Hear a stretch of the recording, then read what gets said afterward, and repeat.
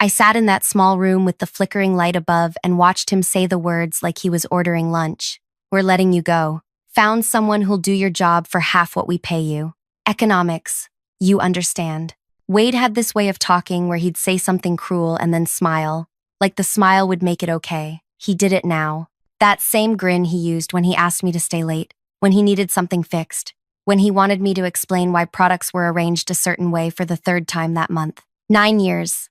I'd given this place 9 years. When I started, the warehouses were a disaster. Products thrown wherever there was space. Summer items buried under winter stock in July. Suppliers threatening to stop working with us because orders kept getting messed up. Nobody wanted the inventory position because it looked impossible. I took it because I needed the job. Single mom, 2 kids, bills that didn't care about my feelings. Those first 6 months, I worked until midnight most nights. I learned every product we carried, where it came from, how fast it moved, which suppliers were reliable and which ones needed constant follow-up. I figured out that seasonal items needed to rotate through different zones based on timing.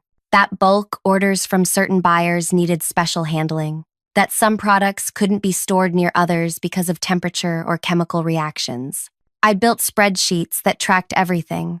Not fancy, just functional. I color-coded zones in each warehouse. I created a rotation system that made sense. I negotiated with suppliers until they trusted us again. It took 2 years before everything ran smooth.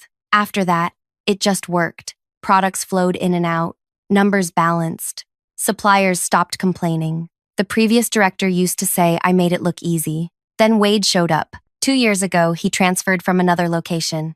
Corporate gave him the division. He had a business degree from some university and used words like optimize and streamline in every meeting. He never asked me how the system worked, never wanted to learn the details. He just wanted reports that made him look good when he talked to his superiors. Get me the numbers for last quarter. I need a breakdown by category.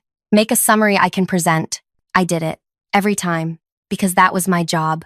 But Wade had this attitude, like the work just happened by magic, like anyone could do what I did. He'd tell people at meetings, the inventory basically runs itself now. Very simple system.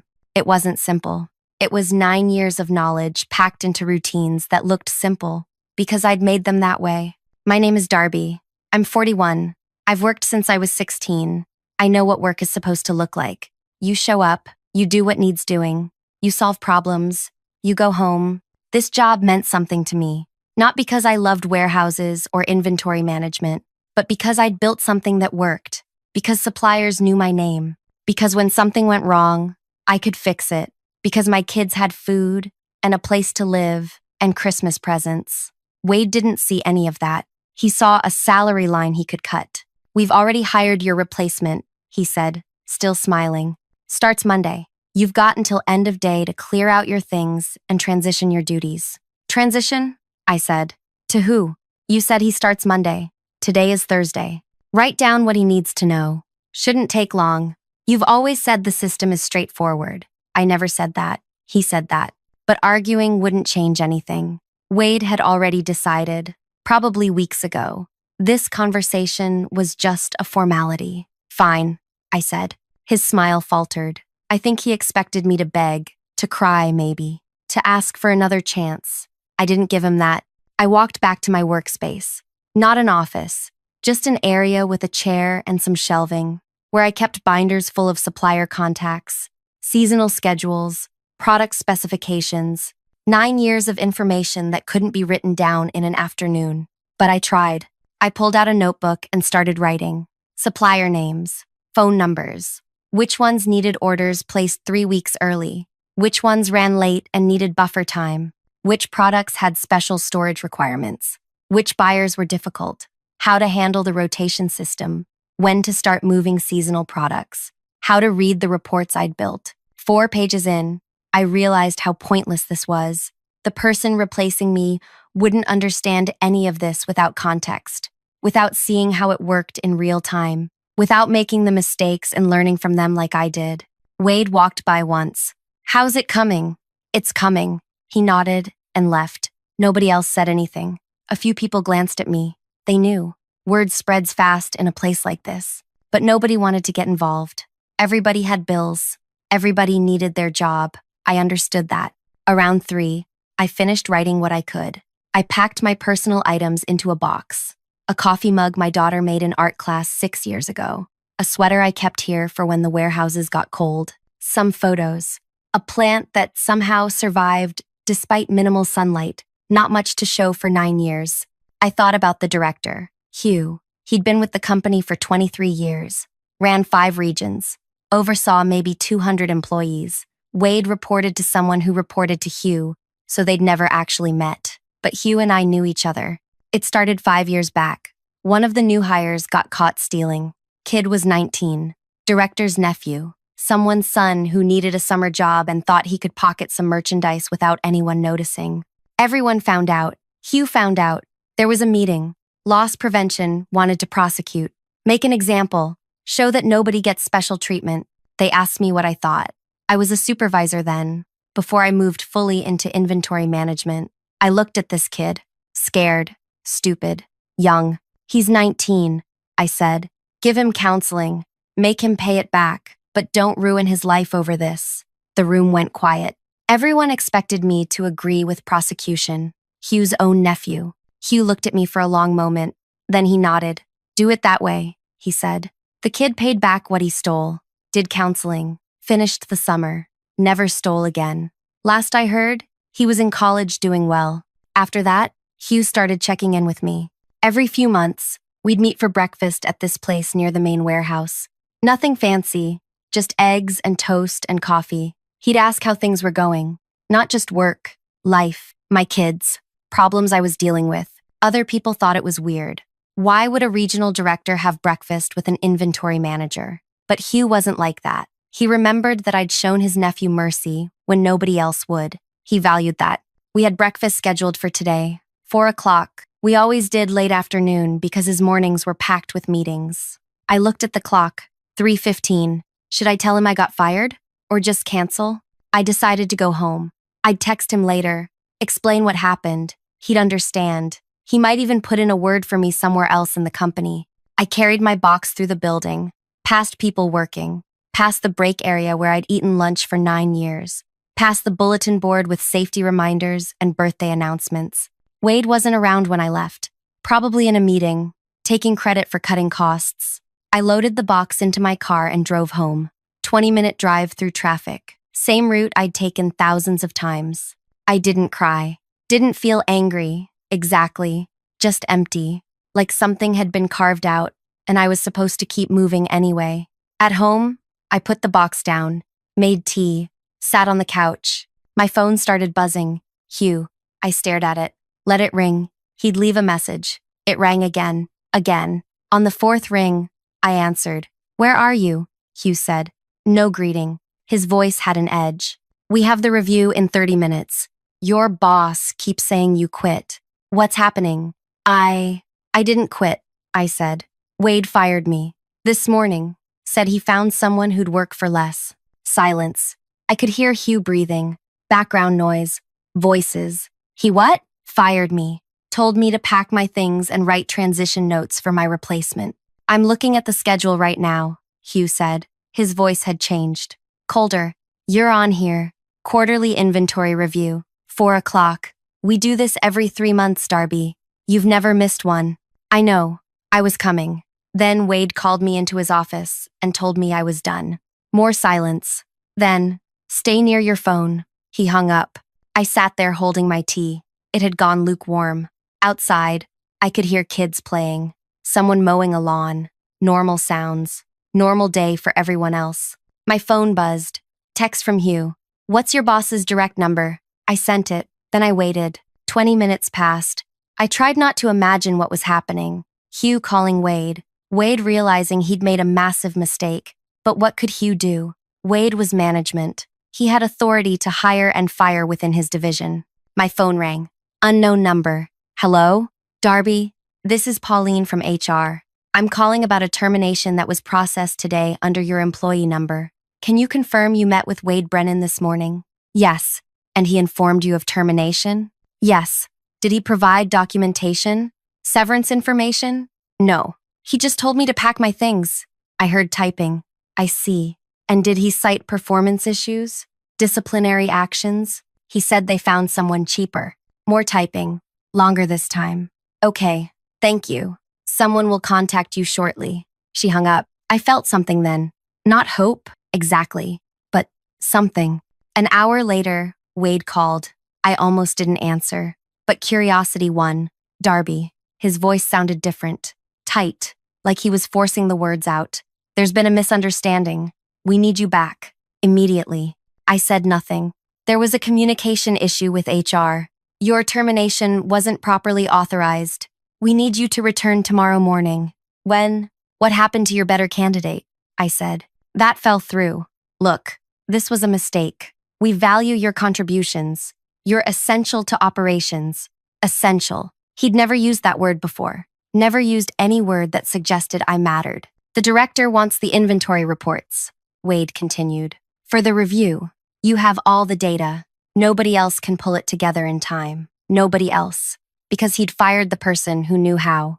I'll think about it, I said. Darby, please. I need an answer now. We have obligations. Contracts. The quarterly review is critical for regional planning. You didn't care about that this morning. I made an error in judgment. It happens. But we can fix this. Come back. We'll discuss a raise. Better benefits. Before I continue further, thank you for listening to my story. I know you could be doing anything else right now, but you're here with me. Drop a comment and let me know where you're listening from. I'd love to know this story is reaching people everywhere. Now, let me tell you what happened next. I didn't go back that day, or the next. I let Wade sit with his mistake. Hugh called me that evening. I want you to understand what's happening, he said. I didn't fire Wade. I'm not transferring him. I'm doing something else. What? Promoting him. Effective immediately. He's personally responsible for all 3 warehouses. Direct oversight. No support staff. No transition period. Every decision goes through him. Every mistake falls on him. And he needs to produce the quarterly reports you usually handle. By himself. I didn't know what to say. He told corporate anyone could do your job, Hugh continued. So now he gets to prove it. He wanted to cut costs? Fine. He can manage the system himself and save your salary. Hugh, that system took me 9 years to build. He doesn't know how it works. I know. He's about to learn that. What about the warehouses? The operations? They'll survive. Might get messy for a while. But Wade made a decision that affects my region. He eliminated someone critical without consulting me, without understanding what he was losing. That has consequences. After Hugh hung up, I felt strange. Not happy, exactly. Not satisfied.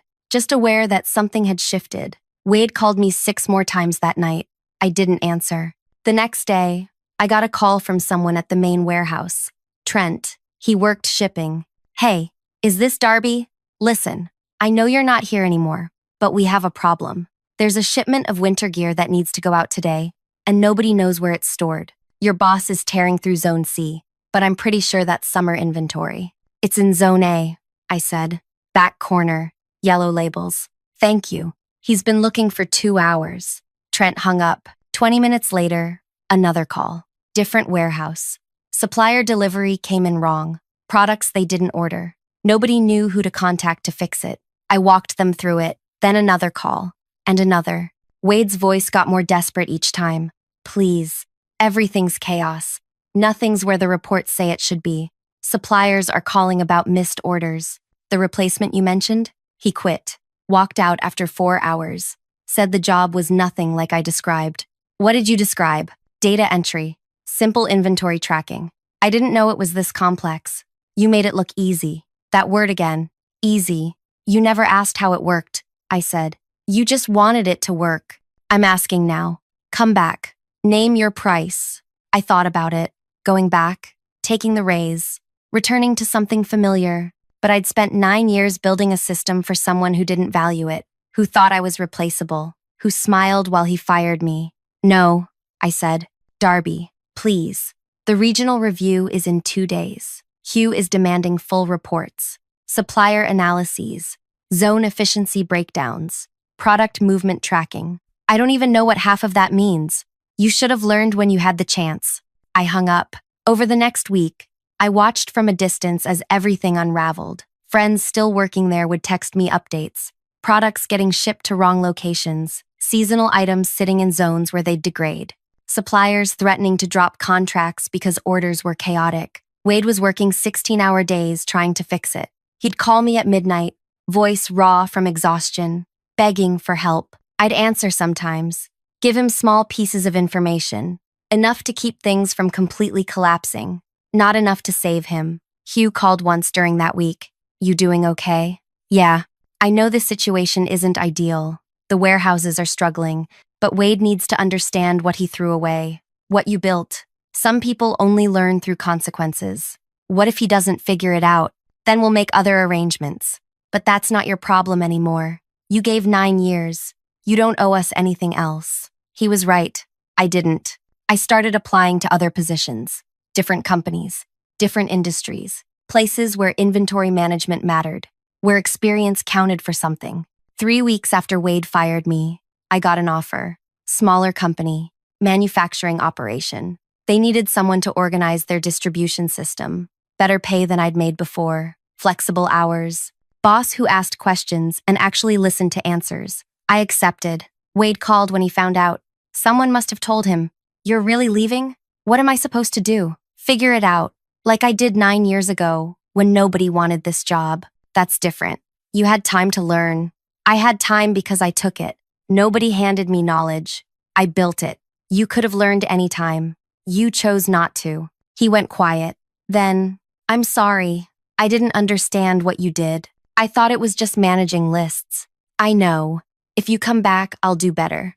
I'll learn. I'll support you properly." "Wade, you fired me. You looked me in the face and said you found someone better. You can't unfire that. You can't take back showing me exactly how much I meant to this place. It was a business decision. Everything's a business decision until it affects you personally. Now you're living with yours." I hung up, blocked his number, started my new job the following Monday. I heard later that Wade lasted another month before Hugh finally removed him. Not fired, transferred to a smaller location, single warehouse, no direct reports, essentially demoted while keeping his title. They brought in someone new to run the division, someone who understood operations, who spent the first month just learning the system I'd built, talking to suppliers, understanding why things were arranged certain ways. That person called me once. "I'm trying to untangle what's here. Your notes help, but there's so much institutional knowledge that's just gone. How did you keep all this in your head?" 9 years of showing up, I said. 9 years of showing up. 9 years of fixing problems nobody else wanted to touch. 9 years of learning what worked and what didn't. She thanked me, said if I ever wanted to consult, they'd pay well. I told her I'd think about it, but I didn't want to go back. Not even as a consultant. That chapter was done. My new job felt different from day one. The owner, a woman named Bree, walked me through the facility personally, showed me every area, introduced me to every person, asked me what I needed to succeed. "Time," I said. "Time to learn your products, your suppliers, your processes. This won't be instant." "I know," Bree said. "That's why we're hiring you. We need someone who understands this takes work." It was refreshing. Being treated like my knowledge mattered, like experience was valuable instead of expensive. The facility was chaos when I started. Not as bad as my old warehouses had been 9 years ago, but close. Products scattered, no clear organization system, suppliers frustrated by constant ordering mistakes. I'd seen this before. I knew how to fix it. I started the same way I had years earlier, learning every product, talking to everyone who worked there, understanding the flow, where things came from, where they needed to go. What slowed the process down? Took me 3 months to build a working system, color-coded zones, rotation schedules, supplier relationships rebuilt, reports that actually tracked what mattered. Bree checked in regularly, not hovering, just present. "How's it going? What do you need? Any obstacles I can remove?" That's what good management looked like. Someone who understood that helping employees succeed was how you succeeded. Meanwhile, I heard stories from my old workplace, through friends still there, through industry contacts, through the occasional message from someone who had my number. The new division manager was struggling, not because he was incompetent, but because rebuilding what I'd spent 9 years creating was nearly impossible. The institutional knowledge was gone. The supplier relationships had been damaged during Wade's chaotic month. Trust took years to build and moments to destroy. Products were moving again. Orders were getting filled, but it wasn't smooth. It wasn't efficient. It was functional at best. One of my old supplier contacts called me, guy named Roland. I'd worked with him for 7 years. He provided seasonal merchandise, outdoor equipment, camping gear, holiday decorations. Your old company keeps messing up orders, he said. Wrong quantities, wrong timing. I've tried working with their new person, but it's not the same. Any chance you'd consider coming back? I'm not going back there, Roland. What if I move my contract to wherever you are now? Would your new company be interested in seasonal merchandise? I thought about it, talked to Bree. She was interested. We worked out an arrangement. Roland shifted a portion of his business to us. Then another supplier did the same, and another. Within 6 months, my new company had picked up 4 major suppliers who'd previously worked with my old employer. Not because I asked them to switch, but because they valued reliability. They valued relationships, and those relationships had been with me, not with the company. Hugh called me around that time. You're stealing our suppliers. I'm not stealing anyone. They're making business decisions, just like Wade did when he fired me. Hugh laughed. Actually laughed. Fair point. How's the new place treating you? Better. Good. You deserved better than what happened. I'm sorry it took Wade's stupidity for you to find it. You could have stopped him. I could have, but you would have stayed in a place that didn't value you. Sometimes the worst thing that happens to us is the push we need towards something better. He wasn't wrong. I'd been comfortable at my old job. Not happy, not fulfilled, just comfortable, familiar. I probably would have stayed another 9 years, building systems for people who didn't appreciate them. Getting fired hurt, but it freed me. My kids noticed the difference. Not just the better pay, though that helped, but my mood, my energy. My daughter Riley said it one night at dinner. You seem lighter, Mom. Lighter. Like something heavy isn't sitting on you anymore. She was 14, too perceptive for her own good. But she was right. I'd been carrying weight for years. The weight of being undervalued, of working harder to prove I deserved to stay, of making someone else look good while staying invisible myself. That weight was gone now. Work became something I did instead of something that drained me. I solved problems, built systems, trained new employees properly, had conversations with management where my input mattered. About 8 months after I started my new job, Bree called me into her office. We're expanding, opening a second facility across town. I want you to oversee inventory for both locations. Build the new system from the ground up. Train someone to help you manage it. It was a promotion. More responsibility. More money. More recognition. I'm in, I said. You don't want to think about it. I've been thinking about it since I walked in here. This is exactly what I want to do. Building the second facility system was satisfying in ways I couldn't fully explain. Like creating something from nothing. Knowing it would work because I understood what made systems work. I hired an assistant, young guy named Carlos, 23, eager to learn, asked questions constantly, wanted to understand not just what to do but why. Training him reminded me of training myself 9 years earlier, showing him how products moved, why certain items needed specific storage, how to read supplier patterns, when to anticipate problems before they happened. He absorbed everything, took notes, made mistakes, and learned from them. Within 6 months, he was handling daily operations while I focused on bigger picture planning. That's what succession should look like. Not firing someone and hoping their replacement figures it out, but deliberately building knowledge, passing it on, creating systems that survived beyond one person. My old workplace never called me again after that first conversation with the new division manager. I heard through the grapevine that they'd stabilized. Not great, not back to what it was, but functional enough to keep operating. Wade disappeared from my radar entirely.